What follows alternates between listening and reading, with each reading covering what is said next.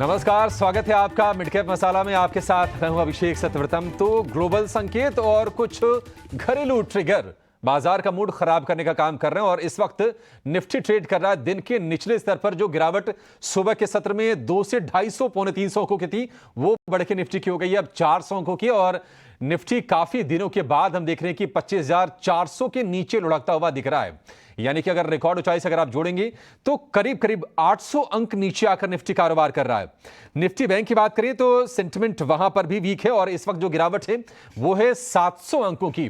तो करीब करीब 1.5% दोनों के दोनों इंडेक्स टूटे हैं। और अगर आप निफ्टी के mid cap small cap index को देखेंगे तो वहां पर भी आज संकेत कमजोर है और इसके चलते ही आपको जो एडवांस डिक्लाइन का जो रेशियो दिखेगा वो दिखेगा वीक। इस वक्त 550 शेयर है मजबूती वाले और उसके मुकाबले 2000 से ज्यादा शेयर कमजोरी के साथ कर रहे हैं कारोबार। निफ्टी में सिर्फ 4 शेयर मजबूत हैं और वो 4 शेयर हैं JSW Steel, Divi's Lab, Doctor Reddy's और ओएनजीसी। लेकिन ये भी शेयर अगर आप दिन के ऊपरी स्तरों से जोड़ेंगे तो नीचे आके कारोबार कर रहे हैं।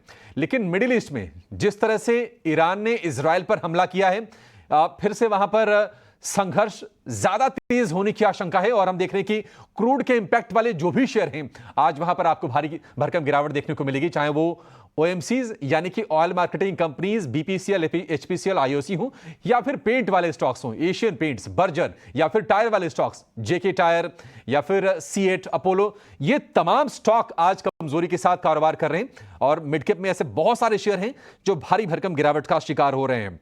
डाबर 6.5% नीचे है। ब्रोकरेजेस का कन्विक्शन थोड़ा सा कम हुआ है। इसके अपडेट भी आए थे Q2 को लेकर। तो आपके लिए मिड कैप में रणनीति क्या होनी चाहिए यह समझने की कोशिश करेंगे। क्या बाजार का जब सेंटिमेंट वीक है, मिड कैप से निकल के जो लार्ज कैप्स हैं, जो दिग्गज हैं, क्योंकि उनका बीटा कम होता है, क्या वहां पर शिफ्ट हो जाना बेहतर होगा, यह समझने की कोशिश करेंगे। और आपके लिए एक से बढ़ के एक ट्रेडिंग कॉल्स भी लेकर आएंगे अपने एक्सपर्ट्स के जरिए। और हमारे सहयोगी जब जुड़ेंगे तो आपको खबरों वाले शेयर और गेनर्स और लूजर्स कौन से मिड कैप स्पेस में ये भी बता देंगे। तो अगला आधा घंटा बहुत ही एक्शन पैक्ड होने वाला है। लेकिन सबसे ज्यादा एक्शन कहां पर है? मिड कैप का मेगा एक्शन ये आपकी स्क्रीन पर लेकर आएंगे 3 तस्वीरें, जहां पर आपको पता चल जाएगा कि कहां पर भारी गिरावट या फिर बड़ी तेजी कहां पर हो रही है। एंजल वन का शेयर आज बड़ी तेजी के साथ कारोबार कर रहा है, बढ़िया इसमें मजबूती है, ब्रोकरेजेस में स्टैंड आउट कर रहा है और वजह इसकी है कि इसको लेकर ब्रोकरेजेस बुलिश है। इन्वेस्टर ने खरीदारी की राय दी है और लक्ष्य दिया है 3000 रुपए का एंजल वन के लिए। एंजल वन लोअर लेवल से रिकवर करने की ये कोशिश कर रहा है पिछले 3 से 4 सत्र में, क्योंकि अगर आप साल की शुरुआत देखेंगे तो ऑलरेडी हाईस पर की थी एंजल वन ने, लेकिन उसके बाद इसमें लगातार प्रॉफिट टेकिंग आई थी और फिर से अब संभल कर तेजी दिखाने के लिए तैयार खड़ा है ये। एक और शेयर अगर आप देखेंगे अशोका बिल्डकॉन, यहां पर बढ़िया तेजी है। 3 नए ऑर्डर से कंपनी के शेयर में आज हमें मजबूती देखने को मिल रही है और इनको एमएमआरडीए से 1737 करोड़ के 3 ऑर्डर मिले हैं। लेकिन टीटागढ़ रेल आज हम देख रहे हैं कि इसमें प्रेशर है।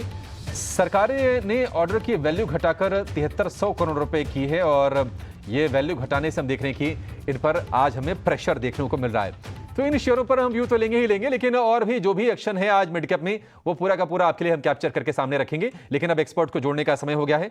आज आपकी मदद करने के लिए, आपको इंडेक्स में ट्रेड सुझाने के लिए, मिड कैप में मौके बताने के लिए हमारे साथ जुड़ गए हैं एक दिग्गज मेहमान हैं, रचना वैद्य, रचनावैद्य.in की ये फाउंडर हमारे साथ जुड़ गए हैं। रचना जी, बहुत शुक्रिया आपका समय देने के लिए।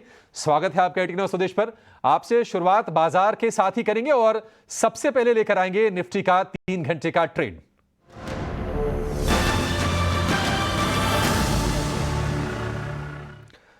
रचना जी, आज की गिरावट के जो ट्रिगर्स हैं ना वो मल्टीपल हैं। एफआईज का घटता हुआ कॉन्फिडेंस, चीन का बढ़ना, क्रूड में उछाल, मिडिल ईस्ट में संघर्ष का बढ़ना, इसके अलावा एफएनओ को लेकर जो नए नियम आए हैं उससे ये कहा जा रहा है कि वॉल्यूम 40% के आसपास तक घट जाएगा और ये तमाम चीजें बाजार का मूड खराब कर रही है। दिन के निचले स्तर पर हैं 25,400 के आसपास। रचना जी, क्या ट्रेड लेना है? कॉन्ट्रा ट्रेड लेंगे यहां से अगले 3 घंटे के लिए, या फिर आपको लगता है कि नहीं 25,500 का टूटना एक बड़े खतरे का संकेत है और बाजार में इस वक्त सतर्क रहने की आपको कोशिश करनी चाहिए?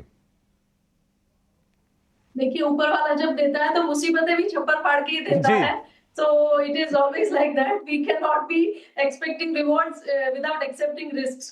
तो यहाँ पे इसी तरीके की स्थिति बनी हुई है, प्रॉब्लम जो है वो चारों ओर से है इस वक्त मार्केट में, जिसकी वजह से एक्सट्रीम शॉर्ट टर्म का ट्रेंड, जिसको कहते हैं एक्सट्रीम शॉर्ट टर्म का ट्रेंड, वो नेगेटिव हो चुका है। एंड इस मार्केट में जब ट्रेंड ऑलरेडी नेगेटिव हो चुका है तो down trend knows no support and an up trend knows no resistance. तो अभी हम डाउन ट्रेंड में है, अगर एक्सट्रीम शॉर्ट टर्म के हिसाब से अगर पुल बैक आ रहा है, लॉन्गर टर्म के हिसाब से देखा जाए तो रिट्रेसमेंट बना हुआ है, तो उसमें लॉन्ग ढूंढने की कोशिश मेरे हिसाब से नहीं करनी चाहिए। सुबह से हम अपने क्लाइंट्स वगैरह को भी जहाँ पे short term trades short side पे दिए हैं, उनके टारगेट्स धनाधन मीट हो रहे हैं, तो why not make money out of that opportunity. आखिर बात तो पैसा बनाने की है ना, चाहे लॉन्ग जाए चाहे शॉर्ट जाए। तो इसलिए शॉर्ट साइड पे जब मार्केट बनी है तो हमें भी अपना रुझान जो है शॉर्ट साइड पे रखना चाहिए। जब मार्केट टर्न करेगी, बताएगी हमें, तो हम उसके साथ साथ अपने व्यूज को भी टर्न कर लेंगे। पर तब तक के लिए शॉर्ट साइड पे मेरा नजरिया रहेगा। निफ्टी में सपोर्ट आता है 25,000 पे, 25,150 पे भी एक सपोर्ट है, but that is a weaker support. Stronger support is at 25,000। तो यहाँ पे ये फ्यूचर्स के हिसाब से बात हो रही है, तो ये सपोर्ट को ध्यान में रखना चाहिए और प्रिपेयर्ड रहना चाहिए थोड़े फर्दर पुल बैक के लिए यहाँ पे। ठीक है, तो बाजार में आज बिकवाली करने वालों की चांदी है। शॉर्ट जिन्होंने किया उनको ठीक ठाक प्रॉफिट हो रहा होगा, लेकिन रचना जी ये बताइए, एक संक्षेप में छोटा सा आंसर और दीजिए, जिन्होंने शॉर्ट किया है वो बने रहें, या फिर आपको लगता है कि इस लेवल पर नए शॉर्ट्स भी इनिशिएट किए जा सकते हैं 25,150 या फिर 25,100 के लेवल के लिए? जी, जिन्होंने शॉर्ट, अगर इंडेक्स की बात करें, इंडेक्स में जिन्होंने शॉर्ट किया उनको अपना एसएल ट्रेल कर लेना चाहिए। 3 दिन से गिरावट अच्छे से आ रही है, तो एसएल को ट्रेल करके 25,700 पे ले ले। अभी 25,600 पे है। जब तक 700 प्रोटेक्टेड रहेगा तब तक शॉर्ट साइड पे बने रहे, और डाउन साइड पे जब 25,450, 25,150 ऐसे नंबर जब आने लगे इन द कमिंग टाइम्स, तो धीरे धीरे करके बुकआउट करने लगे। ठीक है, ये तो निफ्टी की बात होगी। लगे हाथ निफ्टी बैंक की बात कर लेते हैं। आज 12 में से 11 शेयर कमजोर हैं, सिर्फ पीएनबी को छोड़ के सभी शेयरों में हम देख रहे हैं कि आज बिकवाली हावी है, और खास तौर से जो दिग्गज बैंक हैं, एक्सिस बैंक 3% टूट गया, लगातार चौथे सत्र में गिर रहा है शेयर। ये कोटक बैंक में 2% गिरावट है, और 1.5 से पौने 2% जो बड़े दिग्गज हैं वेटेज वाले, एचडीएफसी बैंक और आईसीआईसी बैंक, ये भी टूटे हुए हैं। तो 53,000 का सपोर्ट टूटा रचना जी, और अब हम 52,000 के मुहाने पे जाके खड़े हो गए हैं। 52,000 बचेगा, या फिर आपको लगता है कि वहां पर बाजार उसको रेस्पेक्ट करेगा और एक रिवर्सल की कोशिश देगा? देखिए, 52,000 का नंबर अभी तो काफी दूर है, 600 पॉइंट्स अवे है, तो मेरे हिसाब से there is a good chance कि वो नंबर शायद होल्ड करे। लेकिन वहां तक का जर्नी भी अभी डाउन साइड पे प्ले आउट हो सकता है। जिन्होंने बैंक निफ्टी में भी पहले से शॉर्ट पोजीशन बनाई है, उनको अपना एसएल ट्रेल करके 52,900 पे ले लेना चाहिए। जब तक 52,900 के नीचे रहेगा तब तक पूरे चांसेस है कि 500-600 पॉइंट की और गिरावट यहाँ पे आ सकती है। तो 300 पॉइंट के एसएल के साथ, 600 पॉइंट के टारगेट के साथ डाउन साइड पे प्ले करें और बने रहे ऑन द शॉर्ट साइड। जब मार्केट बताएगा तब हम टर्न करेंगे। ठीक है, निफ्टी पर निफ्टी बैंक की आपकी रणनीति हो गई, आपको इंडेक्स में क्या करना है ये आपने समझ लिया। अब ये समझ लेते हैं कि रचना जी को इस बाजार में स्टॉक्स कौन से दिख रहे हैं। मूड तो देखिए कमजोर है, माहौल, सेंटिमेंट, खबरें, ट्रिगर्स। आज के सत्र में अगर हम कहें कि क्या पॉजिटिव है, तो शायद आपको खोजना पड़ेगा, बहुत मशक्कत करनी पड़ेगी। लेकिन ऐसे में ही हमारे जो बड़े एक्सपर्ट्स होते हैं, ये आपके काम आते हैं, वो आपके लिए ये मदद करते हैं, आपके लिए काम करते हैं। तो रचना जी बताइए, आपने कौन से ट्रेड्स आज आइडेंटिफाई किए हैं? कहां पर आपको लगता है कि अभी भी ट्रेड करके तेजी का या फिर मंदी का पैसा बनाया जा सकता है? जी, क्योंकि हम आने वाले 2-3 घंटे के लिए अभी फिलहाल बात कर रहे हैं, ज्यादातर हमारी फोकस शॉर्ट टर्म पे है, तो इसलिए मैं कहूंगी कि शॉर्ट साइड पे एचडीएफसी बैंक को शॉर्ट करा जा सकता है। आई नो इट्स अ दिग्गज, लेकिन हर दिग्गज को भी एक पुल बैक लेना पड़ता है मार्केट में। तो यहाँ पे एचडीएफसी बैंक जब तक 1725 के नीचे रहेगा फ्यूचर्स के हिसाब से, तब तक ये डाउन साइड पे बना रहेगा, और पहला टारगेट होगा हमारा 1690 का। तो 1690 के टारगेट के साथ एचडीएफसी बैंक को एक शॉर्ट किया जा सकता है। और दूसरा कॉल मेरा जो रहेगा वो भी शॉर्ट साइड पे ही रहेगा, which will be in LIC housing के फ्यूचर्स। एलआईसी हाउसिंग के फ्यूचर से भी आज इंपॉर्टेंट सपोर्ट तोड़ा है, व्हिच वाज ऑफ 650। तो यहाँ पे फर्दर गिरावट आ सकती है, जो इस काउंटर को 640 एंड 35 की तरफ लेके जा सकती है। जब तक ये 650 के नीचे रहेगा तब तक ये नेगेटिविटी बनी रहेगी। ठीक है, 650 के नीचे नेगेटिव है एलआईसी हाउसिंग, 1720 के नीचे नेगेटिव है एचडीएफसी बैंक। आज हम देख रहे हैं कि 1700 को बहुत दिनों के बाद निफ्टी बैंक ने तोड़ा है, और हमने हालांकि एक तरफा तेजी देखी थी 8-10% के आसपास की। 1600 के सपोर्ट को बखूबी होल्ड किया था, उसके बाद 1800 रुपए तक पहुंचा। लेकिन कहानी फिर से एचडीएफसी बैंक में वही होगी जो पिछली बार हुआ था कि 1800 तक शेयर गया तो था लेकिन वहां पर सस्टेन नहीं कर पाया था। और इस बार फिर से ऐसा ही दिख रहा है, 1700 पर आकर ये शेयर खड़ा है। 1690 के लिए आप इसको ट्रेड कर लीजिए। हालांकि ऑलरेडी ये 1.5% नीचे है, 27-28 रुपए। 1725 का आपको स्टॉप लॉस लगा के चलना है। ठीक है, ये दो ट्रेड हो गए। अच्छा रचना जी, एक मैं तेजी का आपसे सौदा पूछूं, अगर आप इत्तेफाक उससे रख रही हैं तो बताइएगा, क्या एमजीएल यहां से हम लॉन्ग कर सकते हैं, एमजीएल या फिर गेल जैसे स्टॉक? जी, जहां तक एमजीएल की बात है तो एमजीएल में प्राइस एक्शन के हिसाब से यहाँ पे एक पॉजिटिविटी फिलहाल जो बनी हुई है वो फर्दर कंटिन्यू होने के चांसेस है। और यहाँ पे अगर थोड़ा पुलबैक जरूर आ सकता है जो इस काउंटर को 1950 की तरफ ले जाएगा, 50-45 की तरफ। लेकिन उसके बाद सेकंड स्विंग शुरू होना चाहिए which can take the counter towards 1975। तो 1975 के टारगेट के लिए एमजीएल को देख सकते हैं on the long side, only on a pullback. Pullback में 1975 तक ये शेयर जा सकता है। 1957 रुपए पर ऑलरेडी ये ट्रेड कर रहा है। अच्छा, ये शॉर्ट टर्म वाले ट्रेड हैं, इसको बहुत ज्यादा होल्ड नहीं करना है। आप टारगेट्स और स्टॉप लॉसेस देख के आपको समझ में आ गया होगा। और बाजार में जब ऐसा वोलेटिलिटी वाला माहौल हो ना, तो क्रूशियल हो जाता है कि आप स्टॉप लॉसेस को बहुत ही ध्यान से, बहुत ही केयरफुली फॉलो कीजिए। ये कुछ ट्रेड्स हो गए आपके लिए मिड कैप में या फिर लार्ज कैप में भी जोड़ दिया, क्योंकि आज हम देख रहे हैं कि मिड कैप का माहौल तो बिल्कुल बिहेवियर जो है वो स्मॉल कैप और मिड कैप जैसा ही हो गया है आज की भारी गिरावट में। लेकिन आज खबरों के दम पर मिड कैप में कहां पर एक्शन है? क्या कुछ अच्छी खबरें आई हैं? कुछ शेयर चढ़ भी रहे हैं? ये जरा चेक कर लेते हैं। और गेनर्स और टॉप लूजर्स आज कौन से हैं इस स्पेस में, ये बताने के लिए हमारे सहयोगी जिने नागर हमारे साथ जुड़ गए हैं। जिने बताइए, कहां पर एक्शन है, खबरें कौन सी हैं आज? जी, तो खबरों के दम पे बात करेंगे तो पहले एलेंबिक फार्मा फोकस में रहेगा। कंपनी को यूएस एफडीए द्वारा एक फाइनल अप्रूवल मिल गया है अपने एक एक्सटेंडेड टैबलेट को रिलीज़ करने के लिए, और इसका टोटल मार्केट साइज देखेंगे तो $163 मिलियन निकल कर आ रहा है। दूसरा स्टॉक जिस पे फोकस रहेगा वो होगा आईटीडी सीमेंटेशन। कंपनी को नया ऑर्डर मिला है और ये टोटल ऑर्डर साइज है ₹1937 करोड़। बड़ा ऑर्डर है और ये कंस्ट्रक्शन के लिए है, multi stored commercial buildings Uttar Pradesh के लिए। तीसरा स्टॉक जो फोकस में रहेगा खबरों के दम पर वो होगा Bharat Forge. Company Kalyani Strategic Systems और एक US based AM General and Mendes group है, दोनों ने साथ में करार किया है।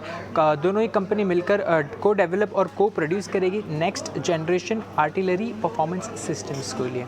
इसी के साथ अगर अभी हम नज़र डालें कि कौन से शेयर्स हैं जिनमें हमें तेज़ी नज़र आ रही है, तो उसमें हमें शेयर्स देखने मिलेंगे जैसे कि BSc, Petronet, Paytm, KPIT technology और हिंदुस्तान जिंक जैसे शेयर्स। वहीं अगर हम लूजर्स की तरफ अब नज़र डालेंगे तो वहाँ में शेयर्स नज़र आएंगे जैसे कि Hindustan petroleum, Phoenix mills, persistent systems, GMR airport और जुबिलेंट फूड वर्क्स। कि ये कुछ तेजी वाले, कुछ गिरने वाले शेयर हैं, इनके बारे में क्या करके हम व्यू लेंगे। लेकिन जो खबरें बताई जो जिन्हें ने, अब आईटीडी सीमेंटेशन पे क्या राय ले? 20% ऑलरेडी ऊपर है, ये रिकॉर्ड हाइस पर ट्रेड कर ही रहा है। इसको छोड़ देते हैं। 1937 करोड़ का ऑर्डर मिला है, 20% के सर्किट पर जाके ये शेयर हो गया है लॉक। आपको दिख रहा होगा इस वक्त एक ही दिन में 100 रुपए कमा के दे दिए अपने निवेशकों को। लेकिन एलेंबिक फार्मा पर जरूर व्यू लेंगे आपसे रचना जी, क्योंकि इनको जो यूएसएफडीए से लेमोट्राइजीन एक इनकी दवा है, इसको अंतिम मंजूरी मिली है और इससे $163 मिलियन की आय होगी। तो एक बढ़िया इनके लिए डेवलपमेंट। हालांकि हम ये देख रहे हैं कि शेयर जहां से गिरा था, यही 1250 रुपए के भाव से ये गिरा था और अब फिर से हाल की तेजी में उस स्तर को रिगेन कर लिया है एलेंबिक फार्मा ने। क्या आपको लगता है कि ये रिकवरी वाला प्ले अभी लंबा चलेगा एलेंबिक फार्मा में, और नया ट्रेड लें या फिर जिनके पास है वो ट्रेड में स्टॉप लॉस ऊपर करके बने रहे? जी, एलेंबिक फार्मा की जहां तक बात है, अगर आप मीडियम टर्म प्लेयर भी है, कुछ हफ्तों से लेके कुछ महीनों तक भी अगर होल्ड करने में बिलीव करते हैं, then there is an opportunity over here for you. यहाँ पे पुल बैक में बाइंग करेंगे तो आपका रिस्क रिवॉर्ड रेशियो फेवरेबल और हो जाएगा। लेकिन अगर नहीं भी वेट करें और अगर 1250 के आसपास भी एंट्री करें तो 1230 के नीचे ऐसा लगाना होगा आपको। एंड इस पोजीशन को कैरी अगर आप करेंगे 1275-80 एंड उसके बाद 1320 की तरफ ये काउंटर हमें आने वाले महीनों में से 3 to 4 मंथ्स में जाता हुआ दिखाई देना चाहिए। तो अगर आप 3 to 4 मंथ्स का भी होल्डिंग नजरिया रखते हैं तो एक यहाँ पे अपॉर्चुनिटी आपके लिए जरूर बनती है। ठीक है, 1330 तक के लेवल आपके लिए एलेंबिक फार्मा में आ सकते हैं। ऑयल एंड गैस का एक और शेयर पेट्रोनेट एलएनजी, जहां पर बहुत ही शानदार मूव से हमने देखा कि 325 रुपए के आसपास आकर इसकी गिरावट थमी और उसके बाद से इसमें लगातार तेजी। अगर आप पिछले 7-8 सत्र का इसमें ट्रेड देखेंगे ना, तो इक्का दुक्का छोड़ के ये शेयर लगातार चला है और अब 362 रुपए का भाव आपको देखने को मिलेगा। पेट्रोनेट एलएनजी, रचना जी क्या करना चाहिए?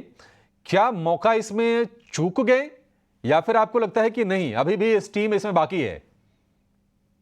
देखिए, इसमें स्टीम जरूर बाकी है अभी, एंड ये काउंटर जो है 375 से 80 तक जा सकता है।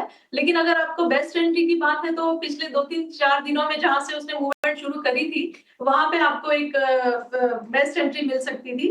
नेवरदलेस अगर आप बने हुए हैं इसमें पहले से, तो 350 के नीचे एसएल लगा दीजिए और पोजीशन को होल्ड करिए और 375 एंड 80 के टारगेट रख सकते हैं।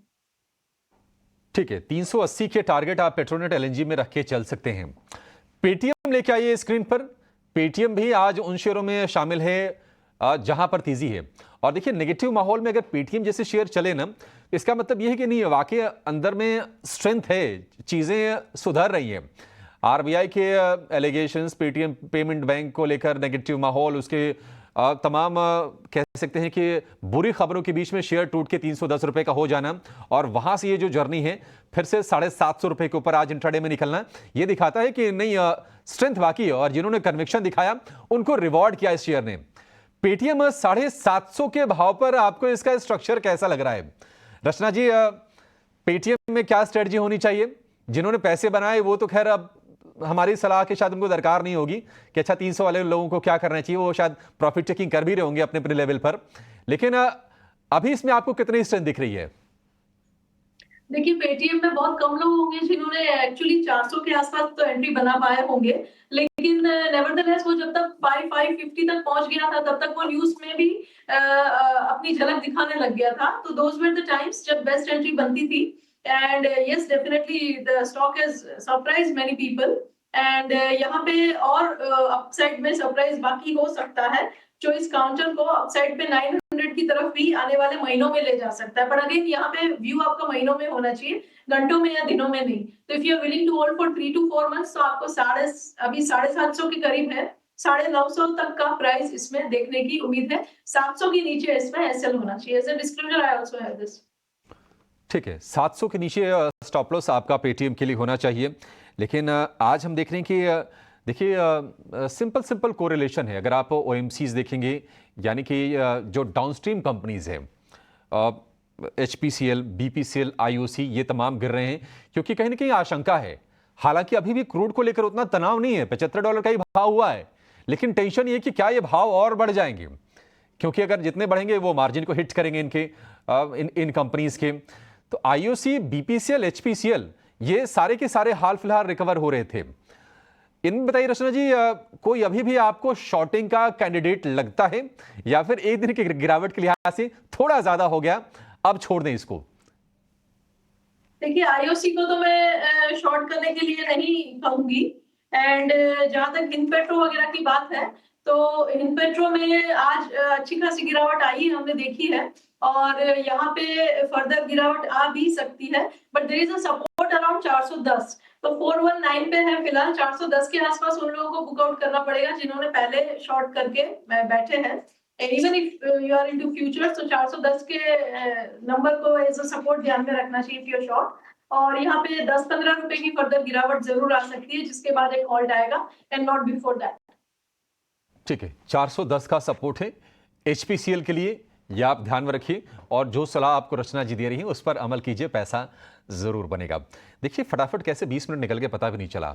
समय हो गया है मिड कैप के महारथी शेयर जानने का, यानी कि वो शेयर जो आप निवेश के लिए मौजूदा स्तर पर खरीद सकते हैं।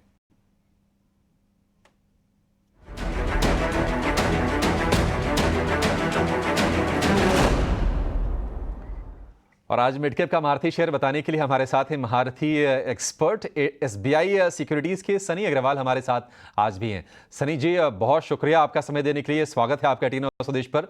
बताइए, आज तो हम देख रहे हैं कि बहुत कॉन्फिडेंस शेक हुआ होगा लोगों का और थोड़ा दूरी बनाने के मूड में होंगे बाजार से, खासतौर से जो मिड कैप और स्मॉल कैप में जो कुछ वैल्यू हंटिंग करने की कोशिश करते हैं। आपकी नजर कहां पर गई है और कहां पर आपको लगता है कि नहीं, भले कमजोरी आज आई हो लेकिन स्ट्रेंथ है और इसका इस्तेमाल आपको पोर्टफोलियो बिल्ड करने के लिए करना चाहिए? Good afternoon everyone and thanks for having me on the show. मेरा आज का पिक रहेगा MCX multi commodity exchange. Basically 30,000 crore की मार्केट कैप की कंपनी है, इंडिया की लार्जेस्ट कमोडिटी एक्सचेंज है और बेसिकली 97% मार्केट शेयर है कंपनी का अगर हम देखें। और इनका प्राइस टारगेट जो हमारा है 6750 का है with investment horizon of 6 to 12 month. Basically इनके अगर आप मंथली वॉल्यूम देखेंगे तो ऑप्शंस में जो एडीटीओ है, हमने देखा था कि सितंबर मंथ में तकरीबन 17% मंथ ऑन मंथ बढ़ करके नोशनल टर्नओवर 2.5 ट्रिलियन रुपीस का हुआ था। At the same time futures में भी आफ्टर लॉन्ग टाइम हमने इसमें वॉल्यूम बढ़ते हुए देखा है। एट द सेम टाइम हमारा ये मानना है कि जिस तरह से बुलिश ट्रेंड कमोडिटीज में चल रहा है, whether it is gold and crude, ultimately जो वॉल्यूम है इसमें आगे जाके एक फर्दर एक किकर मिलेगा आगे जाकर, इसका सीधा बेनिफिट एमसीएक्स को ट्रांजैक्शन चार्जेस में होते हुए दिखेगा। सेकंड इंपॉर्टेंट ट्रिगर है कि with implementation of software from TCS, जो चार्जेस है सॉफ्टवेयर के वो एक एनुअल मेंटेनेंस चार्ज के फॉर्म में एमसीएक्स को देना होगा, जो कि पहले काफी वोलेटाइल नंबर हुआ करता था, जिसके चलते अर्निंग इम्पैक्ट होते थे। तो कहीं ना कहीं एक अर्निंग में स्टेबिलिटी हम आते हुए देखेंगे। और एट द सेम टाइम काफी सारे नए प्रोडक्ट्स है जो एमसीएक्स प्लान कर रही है लॉन्च करने के लिए, जैसे वीकली कॉन्ट्रैक्ट, 10 ग्राम मंथली गोल्ड कॉन्ट्रैक्ट। और मुझे लगता है कि at the same time agree product जो है, जिस तरह से सनफ्लावर, कॉटन सीड ऑयल, तो अल्टीमेटली मुझे लगता है कि काफी स्कोप है आगे जाकर के नए प्रोडक्ट लॉन्चेस के थ्रू वॉल्यूम बूस्ट करने का। और simultaneously 3 to 6 month down the line जब एनएससी का आईपीओ आएगा, तो मुझे लगता है कि overall exchange as a theme continue to look good from a medium to long term perspective.